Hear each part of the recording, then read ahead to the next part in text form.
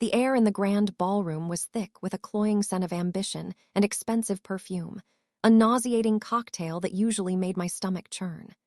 Tonight, it was just fuel to the fire raging within me. My name is Sophia, and tonight was supposed to be a triumph.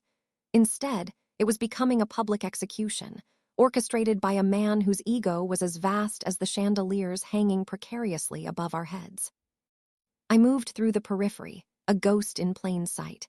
My uniform, a stark contrast to the shimmering gowns and sharp tuxedos, was my cloak of invisibility. Gray overalls, a worn-out cap pulled low, and a bucket of cleaning supplies, my tools of the trade, or so it seemed to the oblivious elite swirling around me. They saw a janitor, a background figure, a silent servant. They did not see Sophia Rossi, the architect of their company's recent meteoric rise, the strategic mind behind their soaring profits, the woman who had poured her heart and soul into every brick of this empire. No, tonight, they saw the help, and that was exactly how I wanted it. The company gala, an annual spectacle of self-congratulation, was in full swing. Laughter, clinking glasses, the saccharine strains of a live jazz band, all a thin veneer over the simmering resentments and power plays that defined our corporate world. But tonight, one particular power player had decided to rip off that veneer with a flourish of cruelty. Michael Thorne, our newest CEO, a man whose charisma was as undeniable as his capacity for callousness. He stood on the stage, bathed in the warm glow of the spotlights, a shark in a tailored suit. His smile, usually a weapon of charm, was now a predatory sneer.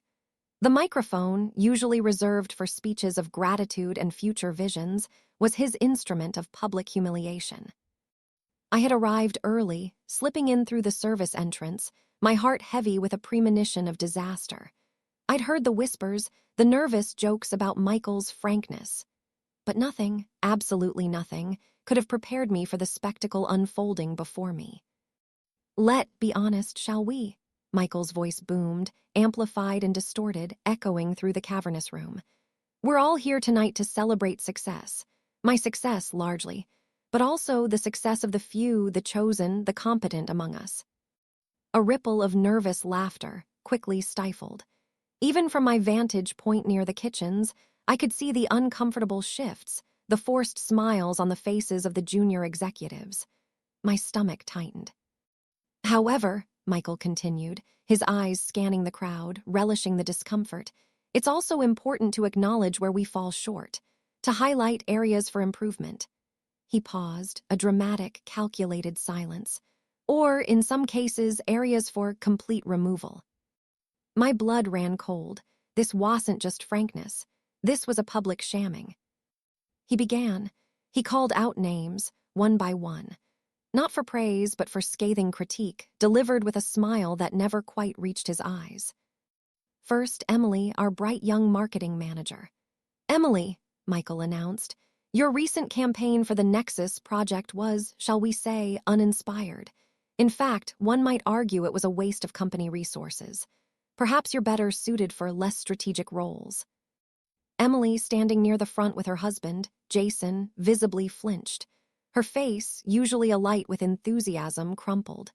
Jason put a comforting hand on her arm, his own expression a mix of anger and helplessness. The crowd murmured, a collective intake of breath. This was unprecedented. Next, Daniel, a seasoned project lead, dedicated to the company for 15 years. "Daniel," Michael declared, "your team's delay on the Titan initiative cost us valuable market share. 15 years, Daniel, and still struggling with basic project management. Perhaps it's time to consider if this industry is truly for you." Daniel, a man who rarely showed emotion, paled. His shoulders slumped. I could feel the collective gasp of disbelief from the employees who adored him. This wasn't just business, it was personal. It was a calculated demolition of morale, a brutal assertion of dominance. With each name, with each cruel remark, a part of me died, and another, more resolute part, ignited. I watched my colleagues, my friends, people I had worked alongside for years, being torn down, their dignity shredded in front of their peers, their families, their clients. These were the people who formed the backbone of our company, the very individuals whose dedication I had tirelessly fought to foster and reward. The worst part was the fear in their eyes, the fear of retaliation, of being next, of losing everything. No one dared to speak up, to challenge Michael's tyranny. They were frozen, trapped in the spotlight of his contempt. I gripped the handle of my mop bucket, my knuckles white. My initial shock was giving way to a white-hot fury. Michael Thorne had crossed a line, one that I, Sophia Rossi, would not allow. He had not just attacked individuals, he had attacked the very soul of the company I had helped build. He had attacked my people. I took a deep breath, trying to calm the tremor in my hands, the pounding in my chest. My mind raced, sifting through options, strategies, possibilities. I was Sophia Rossi, head of operations, a member of the executive board, a key player in this very corporation. But in this uniform, I was just a janitor. And that, I realized, was my secret weapon. Michael moved on to another victim, a young analyst named Ava, dissecting her financial report with surgical precision, leaving her trembling on the verge of tears. The indignity was unbearable. I saw her husband, Ryan, clench his fists, his face a mask of barely suppressed rage. But still, no one moved. No one spoke. The thought of confronting him as Sophia Rossi flashed through my mind. But what good would that do? A boardroom argument, a heated exchange, a diplomatic dismissal later, perhaps. But the damage would be done. The public humiliation would stand.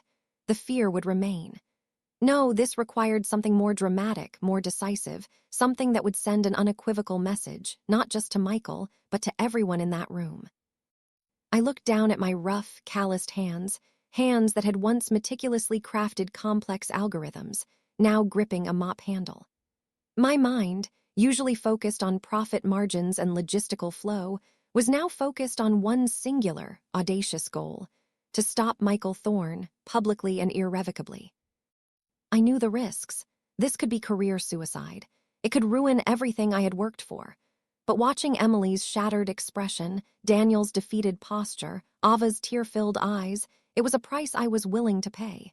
Some things were more important than a career. Dignity, respect, integrity, these were the foundations of any true success. I felt a surge of adrenaline, cold and sharp. My decision was made. I would not stand by and watch this atrocity continue. I would not allow Michael Thorne to destroy the spirit of our company. I began to move, slowly, deliberately, towards the edge of the stage. My disguise was perfect. No one spared a second glance at the janitor making her way through the back of the room. They were all too engrossed, too horrified by the spectacle unfolding on stage. As I neared the stage stairs, I could hear Michael's voice, now mocking Christopher, a talented graphic designer, for his lack of commercial appeal. The sound fueled my resolve. My heart hammered against my ribs, a drumbeat of defiance. This was it, the point of no return. I climbed the 2 small steps to the stage, my heavy work boots thudding softly on the polished wood. Michael was still at the microphone, a smug, satisfied smirk on his face. He hadn't noticed me. No one on stage had. Their attention was fixed on the bewildered and embarrassed faces in the audience. I walked with purpose, my movements slow and deliberate, towards the central microphone. Each step was a silent roar. The weight of the moment, the enormity of what I was about to do, pressed down on me. But beneath it, a strange sense of calm settled. This wasn't fear, it was righteous indignation. Michael finished his tirade against Christopher and paused, basking in the awkward silence he had created. He was about to deliver another blow, I was sure of it. His eyes swept over the audience, then, almost as an afterthought, flickered towards the stage. That's when he saw me. The janitor, standing a few feet behind him, slowly, purposefully, removing her work cap. His smug smile faltered. His eyes narrowed, confusion clouding his features. The jazz band, sensing a shift in the mood, trailed off into a hesitant silence. The room, which had been buzzing with nervous energy, suddenly went still. Every eye in the ballroom, from the lowliest intern to the most powerful shareholder, turned to the stage. And to me, the janitor. The silence in the ballroom was absolute, a heavy, suffocating blanket that swallowed every sound. It was as if the world had stopped spinning, every person frozen in a tableau of disbelief. Michael Thorne stared at me, his mouth slightly agape, the microphone in his hand suddenly looking like a foreign object. The spotlight, once his ally, now seemed to expose his bewilderment. He saw the janitor, but something else, too. A flicker of recognition, a dawning horror that was slowly, painfully, spreading across his face. I let the cap drop from my fingers, a small, insignificant object that landed with a soft thud on the stage, a sound that seemed to echo in the profound quiet. I unzipped the front of my gray overalls, my movements unhurried, each one a deliberate act of defiance. Underneath, I wore a simple but elegant black dress, the kind of attire one might wear to a gala if one weren't trying to be invisible. The contrast was stark, the message undeniable. I was no janitor. A collective gasp rippled through the audience. It started as a low murmur, a confused whisper that quickly grew into a wave of astonished recognition. I saw faces I knew well, my colleagues, my team members, the very people Michael had been systematically dismantling. I saw Olivia, our head of HR, her eyes wide with a mixture of shock and dawning hope. I saw Matthew, the stoic head of our legal department, raise an eyebrow, a rare sign of intense interest. And I saw the shareholders, seated at the front tables, their expressions shifting from bored amusement to sharp, focused attention. They were the ones who truly mattered in this equation, the ones who held the real power. And right now, their eyes were locked on me. I walked the final few steps to the microphone stand next to Michael's. He still hadn't moved, seemingly paralyzed by the sheer audacity of the situation. I reached out and calmly took the microphone from his limp hand. He didn't resist. His skin was clammy, his confident smirk replaced by a look of utter confusion. "Good evening," I said, my voice steady, amplified, cutting through the silence like a blade. It didn't boom like Michael's.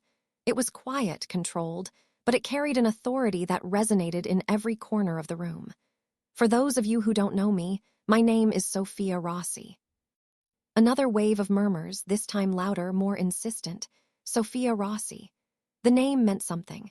It meant late nights in the office, complex strategies that turned red numbers into black, a relentless drive for excellence. It meant a leader who fought for her team, who believed in collaboration, not coercion. To many in that room, it was a name synonymous with the company's very soul. "I am the chief operating officer of this company," I continued, letting the words hang in the air, a direct contradiction to the image I had presented just moments before. I looked directly at the shareholders. I saw James, the chairman of the board, lean forward, his gaze intense. I saw Isabella, a major investor known for her shrewd business acumen, her expression unreadable but attentive. They were listening. They were all listening. Tonight, I said, my voice gaining strength, was meant to be a celebration. A celebration of our collective hard work, our shared successes, our dedication to building something truly remarkable. I paused, letting my eyes sweep across the room, meeting the gazes of Emily, Daniel, and Ava, offering them a silent promise. Instead, it has become a platform for public humiliation, a stage for cruelty disguised as frankness. I turned my head slightly to look at Michael. He had finally regained some semblance of composure, but it was a fragile mask, his face a mottled red of anger and embarrassment. He opened his mouth to speak, to interrupt, to regain control, but I held up a hand, a simple gesture that silenced him before he could utter a word. "You see," I said, turning back to the audience, "I believe in a different kind of leadership. I believe that a company's greatest asset is not its stock price or its market share, but its people. The talented, dedicated individuals who pour their hearts and souls into their work every single day. The people who innovate, who collaborate, who strive for excellence not because they are afraid, but because they are inspired." I could feel the shift in the room's energy. The initial shock was giving way to something else, something powerful, a sense of solidarity, of shared outrage.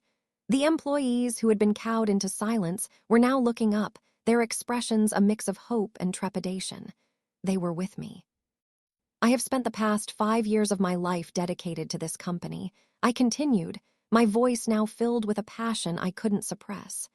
"I have worked alongside many of you, celebrated your triumphs, and supported you through your challenges. I have seen the brilliance, the resilience, the unwavering commitment that exists within these walls.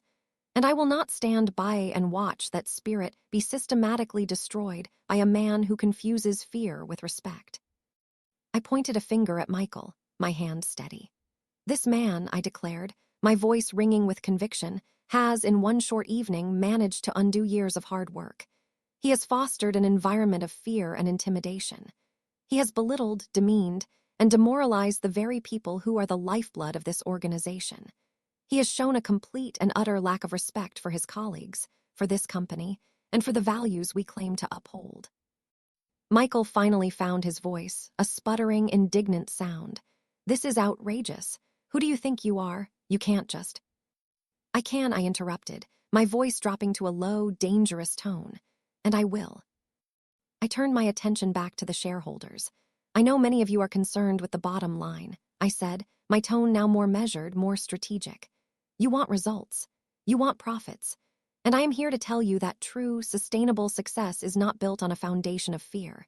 It is built on a foundation of trust, respect, and mutual collaboration. A leader who inspires fear will get compliance, but a leader who inspires loyalty will get commitment. And it is commitment, not compliance, that drives innovation and growth. I saw a nod from James, a flicker of agreement in Isabella's eyes. They were business people. They understood the language of results. What you have witnessed tonight, I said, gesturing to Michael, is not leadership. It is tyranny. And tyranny is not just morally bankrupt, it is bad for business. It breeds resentment, stifles creativity, and ultimately leads to failure. We cannot afford to have a man like this at the helm of our company. I took a deep breath, preparing for the final, decisive blow. This was the moment that would define everything. The point of no return had been passed long ago. Now it was time to leap. As Chief Operating Officer, and as one of the largest individual shareholders in this company, I announced, my voice clear and unwavering, I have a responsibility to protect our assets. And our greatest asset, as I have said, is our people. I looked directly at Michael, my gaze unflinching. Michael Thorne, I said, each word a carefully aimed dart, your tenure as CEO of this company has been a disaster. Your leadership style is toxic, your methods are deplorable, and your presence here is a liability we can no longer afford. The room was so quiet, I could hear the hum of the air conditioning. Every person held their breath, waiting for the inevitable conclusion. Therefore, I said, the words echoing with finality, effective immediately, you are fired. The silence stretched for a moment longer, a taut, vibrating wire. And then it broke, not with a gasp or a murmur, but with a sudden, spontaneous burst of applause. It started with a single person, then another, and another, until the entire ballroom was filled with the thunderous sound of clapping. It was a roar of approval, a wave of cathartic release that washed over the entire room. The employees were on their feet, their faces alight with a mixture of relief and exhilaration. Emily was crying, but this time they were tears of joy, her husband Jason beaming beside her. Daniel was standing tall, his shoulders no longer slumped, a look of profound gratitude on his face. Ava was clapping so hard, her hands were a blur. Ryan had his arm around her, a triumphant smile on his face. The shareholders, too, were applauding. James was on his feet, a small, approving smile on his face. Isabella was clapping, her expression one of cool, calculated approval. They had seen the writing on the wall.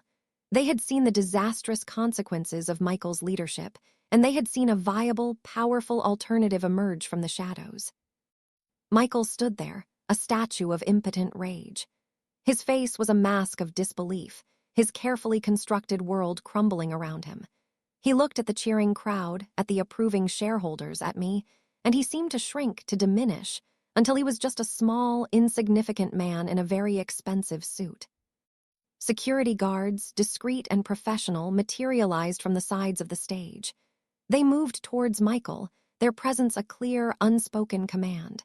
He knew it was over. With a final, venomous glare in my direction, he turned and allowed himself to be escorted off the stage, his public execution complete. As he disappeared from view, the applause intensified. I stood there, the microphone still in my hand, my heart pounding with a mixture of adrenaline and relief. I had done it. I had taken a stand not just for myself, but for everyone in that room. I had risked everything, and I had won. But as the applause began to subside, a new thought began to creep into my mind. I had fired the CEO. I had taken control. Now what? The weight of responsibility, heavier than any mop bucket, began to settle on my shoulders. The fight was over, but the battle for the future of our company had just begun. And I, Sophia Rossi, the janitor who had become a revolutionary, was now standing at the very center of it all. The roar of the applause was a physical force, washing over me in waves. For a moment, I was buoyed by it, lifted by the collective surge of relief and vindication from the people I had fought for. But as the sound began to recede, coalescing back into individual claps and cheers, the true weight of my actions descended. The adrenaline that had propelled me onto the stage began to ebb, replaced by a cold, clear-eyed awareness of the precipice on which I now stood. I had just publicly decapitated the company's leadership in front of its most powerful stakeholders. There was no playbook for what came next. My eyes found James, the chairman of the board, who had stopped clapping and was now making his way purposefully towards the stage stairs. His expression was no longer one of simple approval. It was complex, a mixture of admiration, concern, and the unmistakable look of a man facing a logistical nightmare. Beside him walked Isabella, her sharp, intelligent eyes fixed on me, calculating, weighing the variables of this new, chaotic equation I had created. I handed the microphone to a stunned-looking stagehand and walked to the edge of the stage, my legs feeling surprisingly steady. The gala was effectively over. Guests were beginning to cluster in small, buzzing groups, their voices a low hum of speculation and excitement. The jazz band was packing up, their silent instruments a testament to the abrupt end of the festivities. This night would be talked about for years. "Miss Rossi," James said as he reached the top of the stairs. His voice was a low, resonant baritone, a voice accustomed to commanding boardrooms. That was, without a doubt, the most extraordinary act of corporate governance I have ever witnessed. "Extraordinary, James, or reckless," Isabella added, her tone cool and analytical. She stopped beside him, her gaze piercing. "You've created a power vacuum, Sophia, a very public, very messy one." "I created a solution, Isabella," I countered, my voice quiet but firm. "The power vacuum was created the moment Michael Thorne decided to lead through fear instead of inspiration. The company was already bleeding talent and morale. I simply cauterized the wound." A ghost of a smile touched Isabella's lips, a rather dramatic form of cauterization. "It was the only form he would have understood," I replied. "A boardroom dismissal would have been spun as a difference in strategy. This was a statement of values, a message to every single person in this company that their dignity is not negotiable." James nodded slowly, his eyes scanning the room, taking in the grateful, adoring looks being sent my way by my colleagues. "The message has been received, it would seem, loudly and clearly." He sighed, running a hand over his silver hair. "Nevertheless, Isabella is right. We have a situation. The markets open on Monday morning. We need a CEO." Before I could respond, a group of employees approached the stage, their faces etched with a profound, almost overwhelming gratitude. Emily was at the forefront, her husband Jason a supportive presence by her side. "Sophia," Emily began, her voice thick with emotion. We don't know how to thank you. What you did up there, no one has ever stood up for us like that." Daniel stepped forward, his usual reserve gone, replaced by a raw sincerity. "You gave us our pride back, Sophia. You reminded us what this company is supposed to be about." Ava, Ryan, Christopher, and a dozen others crowded around, their words of thanks a chorus of support that bolstered my weary spirit. This was why I had done it. Seeing the hope rekindled in their eyes, the fear replaced by a fierce, renewed loyalty, it was worth any risk. I spent a few minutes speaking with them, reassuring them, promising that the change they had witnessed tonight was not a fleeting moment, but the beginning of a new chapter. Their support was a shield, a reminder of the human capital I had just saved from a tyrant. As they dispersed, their optimism a tangible energy in the air, I turned back to James and Isabella. With them now was Matthew, our head of legal, his face a grim mask of pragmatism. Sophia, Matthew said, foregoing any preamble. Legally, what you did was unorthodox. Firing a CEO requires a board vote. While your position as COO and a major shareholder gives you significant influence, it does not give you unilateral authority. I am aware of the legalities, Matthew, I said calmly.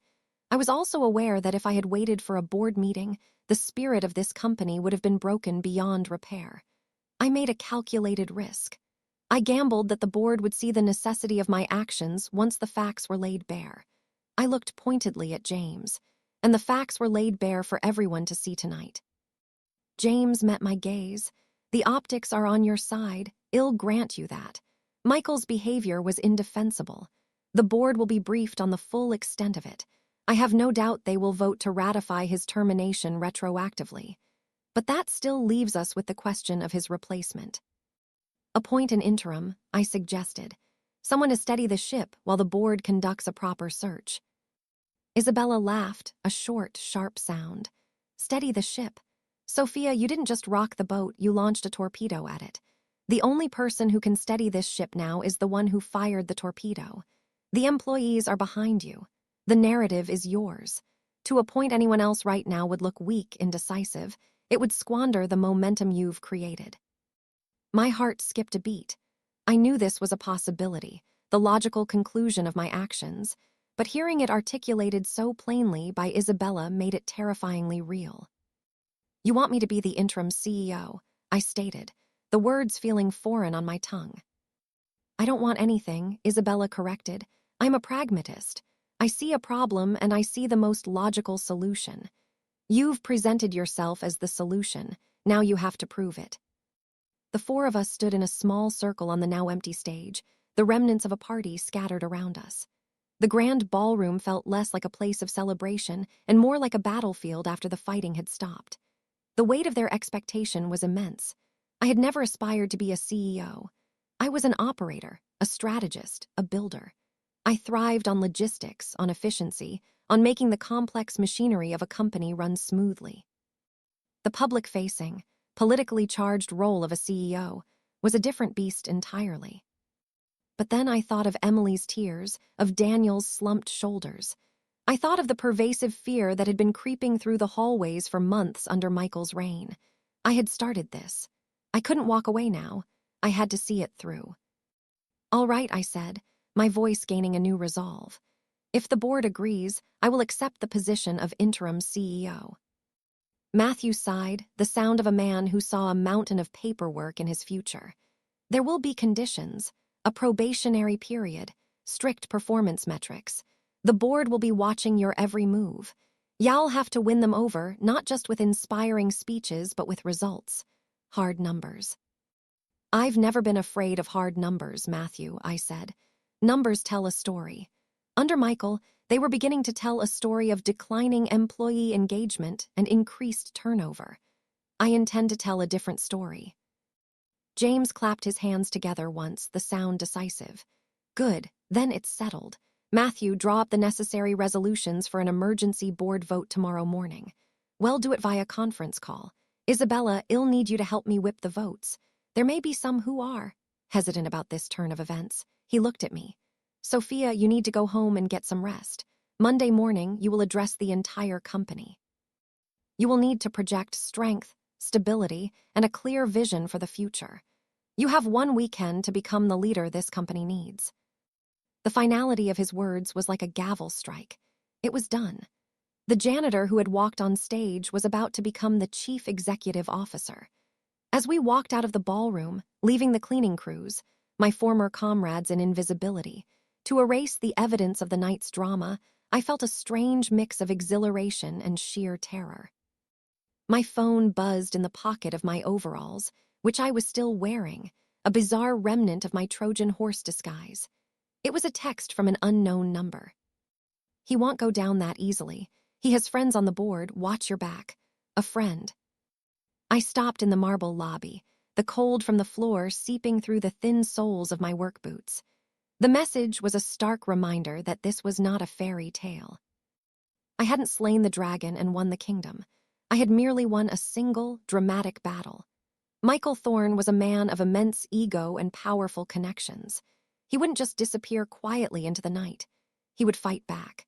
And the hesitant board members James had mentioned were likely his allies, people who benefited from his style of leadership, people who would now see me as a threat to their own positions. The euphoria of the evening evaporated completely, replaced by the cold, hard reality of the war to come. I had exposed a rot within the company, but I hadn't yet cut it out. Firing Michael was the first step. Earning the trust of the board, unifying the employees, and fending off the inevitable counterattack from Michael and his loyalists, that would be the true test of my leadership. I looked at my reflection in the polished glass of the lobby doors. The woman staring back at me was a strange hybrid, a disheveled figure in a janitor's uniform, an elegant black dress peeking through, her face tired but her eyes burning with a new, fierce intensity. I had started the night as a ghost. I was ending it as a target. And I knew, with a certainty that chilled me to the bone, that the fight for the soul of this company had only just begun. The weekend was a blur, a frantic race against a ticking clock, measured not in hours but in the escalating stakes of my own audacious gamble. Sleep was a luxury I couldn't afford. The grand ballroom felt a lifetime away, its dramatic spectacle replaced by the stark, quiet intensity of my apartment, which had transformed into a war room. The janitor's overalls lay in a heap in the corner, a surreal reminder of the catalyst for this chaos. Now I was armed with spreadsheets, shareholder reports, and a hastily assembled team of allies connected by encrypted conference calls. The anonymous text was a constant, chilling presence in the back of my mind. Watch your back. It wasn't just a warning, it was a promise of the fight to come. My first call, even before I spoke to James or Isabella again, was to Olivia, our head of HR. Her shock at the events of the gala quickly gave way to a fierce, unwavering loyalty. "I've been documenting Michael's behavior for months, Sophia," she'd said, her voice a low, determined hum over the phone. "Formal complaints, exit interviews citing his abusive management style, a pattern of harassment. I was building a case to bring to the board, but I was afraid of the blowback. He had everyone terrified." "I need that file, Olivia," I said, my voice urgent. "Everything you have, anonymized, of course. I need the data to prove this wasn't an emotional outburst. It was a necessary executive action." By Saturday afternoon, I had it. A thick digital dossier detailing a reign of terror, a clear pattern of abuse that was a ticking time bomb for the company. It was the ammunition I needed for the most critical battle of the weekend, the emergency board meeting.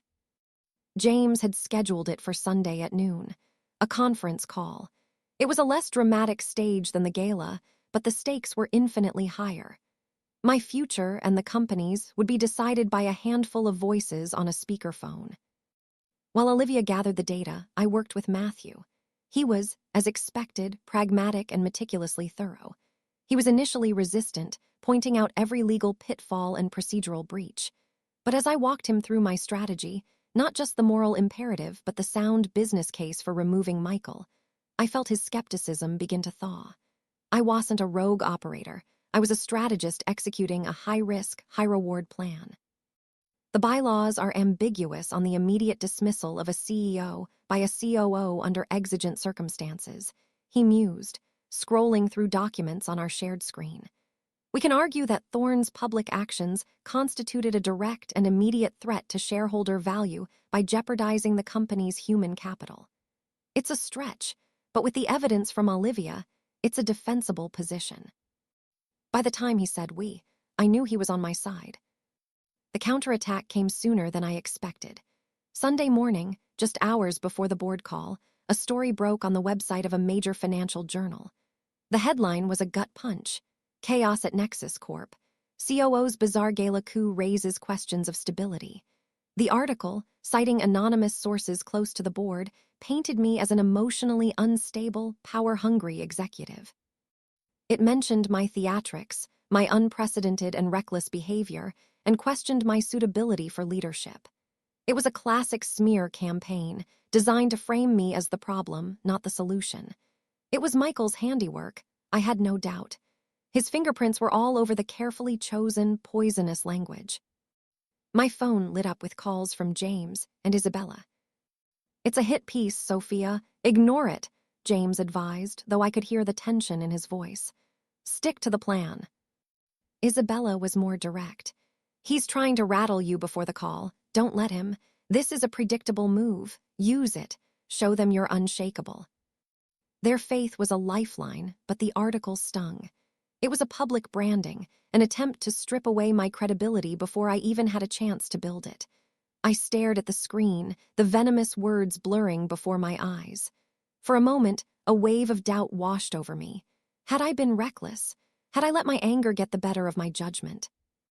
Then I looked at the file Olivia had sent me. The names, the dates, the quiet suffering detailed in formal complaints. My doubt hardened back into resolve. I wasn't unstable. I was incandescent with a righteous fury, and I would not let them paint it as madness.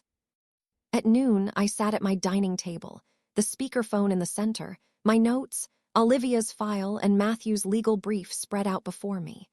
My heart hammered against my ribs. "Let's begin," James's voice announced, formal and steady.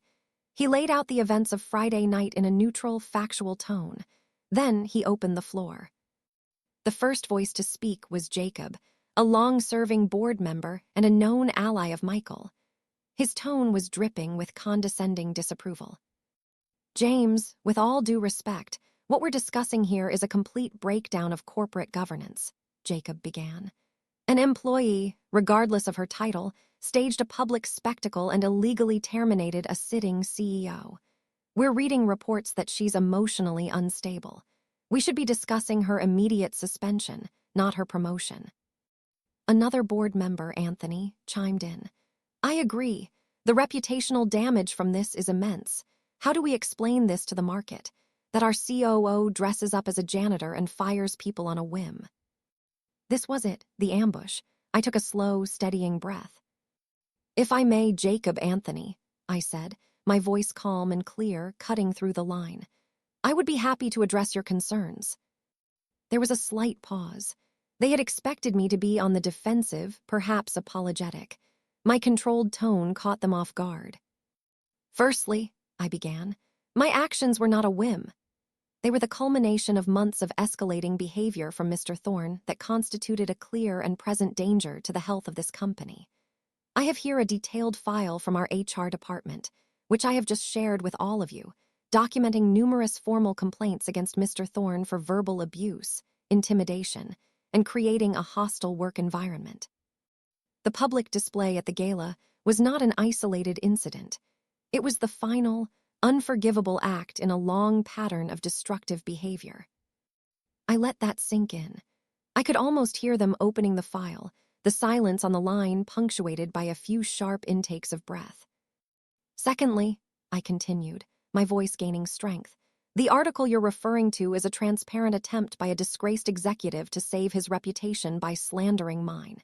It is a textbook example of the tactics he uses, manipulation and intimidation. As for my disguise, it was necessary. It allowed me to witness the unfiltered reality of our company's morale. It gave me the unvarnished truth that is so often hidden from the boardroom. I didn't act on a whim. I acted on first-hand intelligence." Isabella's voice joined in, sharp and supportive. "And let's be frank, gentlemen.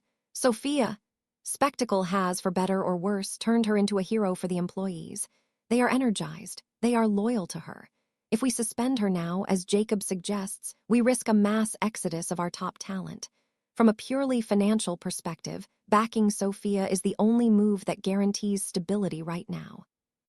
The debate raged for another hour. Jacob and his allies attacked from every angle: legal precedent, market perception, my lack of CEO experience. With every argument, I calmly countered with facts, data, and an unwavering vision for a healthier, more productive corporate culture. Matthew was a rock, parrying the legal thrusts with precision. James and Isabella masterfully steered the conversation, framing the choice not as a reward for my actions, but as a necessary and prudent step to protect the company. Finally, James called for the vote. A motion to retroactively ratify the termination of Michael Thorne, and a second motion to appoint Sophia Rossi as interim chief executive officer. effective immediately. The silence on the line was deafening. I held my breath, my hands clenched into fists on the table. One by one, James called their names. The votes came in. Aye, nay from Jacob. Aye, nay from Anthony. It was agonizingly close. It came down to the last two board members, both of whom had remained silent throughout the call. A long pause, then a quiet aye. And another aye.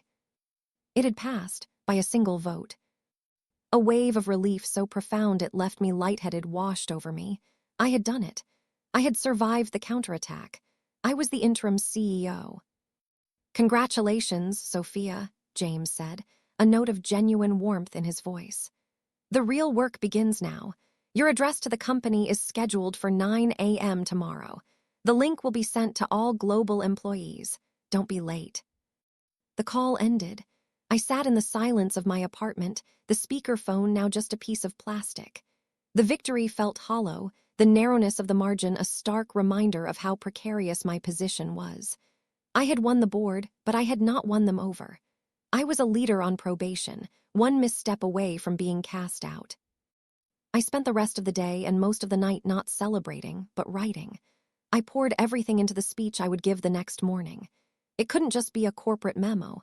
It had to be a manifesto, a declaration of the values I had fought for on that stage. It had to acknowledge the pain and fear of the past while painting a clear, compelling picture of the future. It had to be the speech of a leader, not an insurgent. Monday morning arrived with the gray, unforgiving light of dawn. I stood in front of my mirror, dressed not in a janitor's uniform or a gala dress, but in a simple, dark blue suit. It felt like armor. My phone buzzed. Another article had dropped. This one was a profile of me, but it was different. It contained anonymous quotes from employees who had been at the gala. They called me brave, principled, the leader we needed. Someone was fighting back on my behalf. The war for the narrative was being waged, and I wasn't fighting it alone. Taking a deep breath, I picked up my notes and walked out the door. The company was waiting. The board was watching. And I, Sophia Rossi, the newly minted, battle-scarred interim CEO, was about to step onto the biggest stage of my life. The red light on the camera blinked, a single, unblinking eye staring at me from across the vast, empty auditorium. I stood at a simple podium on the same stage where I had committed career suicide, or perhaps career genesis. This time, there was no crowd, no applause, no clinking glasses. Just silence, and the knowledge that thousands of employees across the globe were watching their computer screens, waiting. The live feed was active. Good morning, I began, my voice amplified not by a stolen microphone, but by the company's official broadcast system.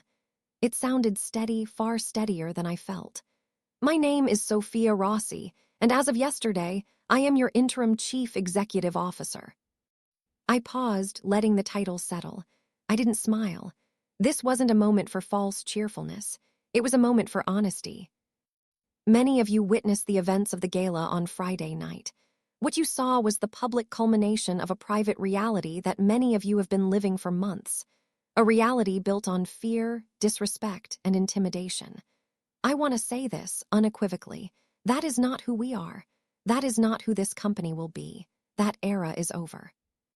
I looked directly into the camera lens, trying to project the sincerity I felt in my very bones. Leadership should not be a weapon used to diminish people. It should be a tool used to empower them. For too long, your contributions have been minimized, your dedication has been taken for granted, and your voices have been silenced. Starting today, that changes. Our company's greatest asset is not in our patents or our properties. It is in this virtual room. It is you. I didn't use a teleprompter.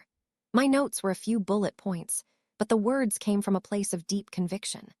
I laid out a simple, 3-point plan for my first 90 days.